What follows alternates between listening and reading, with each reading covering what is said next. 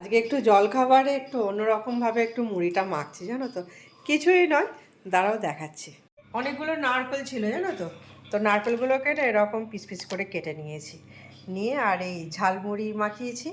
আমার একটু পাঁপড় না হলে একটু ভালো লাগে না, আমি এই পাঁপড় দিয়েছি আর রাজুর এই মুড়ি মাখিয়েছি। ধনেপাতা, গাজর, একটু রসুন দিয়েছি হালকা করে, ঝুরি ভাজা আগে দিয়ে দিলেই ও খেয়ে নেবে, মানে ভিডিও করার আর সময় থাকবে না, দিয়ে নিই। আর এখানে হচ্ছে আমাদের লেমন টি।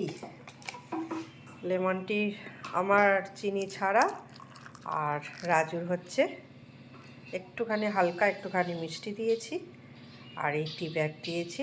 বাবা, ধোয়া হয়ে যাচ্ছে। অ্যাকচুয়ালি ব্যাপারটা কি হয়, সেই দুপুরবেলা ধরো 2টোর মধ্যে ভাত খেয়ে চলে যায়, এবার 7টার সময় আসে, বাইরে আর মানে কিচ্ছুটি খায় না, তাই মানে 7টার সময় আসলেই একদম পুরো জম্পেশ খিদে পেয়ে যায়, তখন মানে শুধু দেওয়ার অপেক্ষায়। এই যে ধরো, আস্তে আস্তে নিচে নিচে নিচে নিচে, এক্ষুনি পড়ে যেত।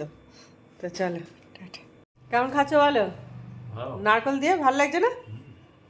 একদম অনেকগুলো নারকেল ছিল, কাকিমা বলছিল যে ভেজে ফেলবে, ভাজলে তো অম্বল করে যায়, তাই না? আর তার থেকে বাবা কাঁচা টুকরো টুকরো করে কেটে মুড়ি দিয়ে খাওয়া হয়ে গেল। এই ভদ্রমহিলার অবস্থা দেখো, এখানে খেতে দিয়েছি, খাবারে কাঁটাটাকে নিয়ে ওইদিকে চলে গেছে, আবার আমাকে সব ধুতে হবে, মানে কীরকম জ্বালায় চিন্তা করো। তুই কাঁটাটাকে ওইখানে নিয়ে গিয়ে খাচ্ছিস, অবস্থা দেখেছো?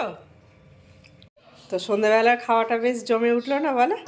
এইরকম বেশ হলে চলো আমরা এখন খেয়ে নিই। টাটা।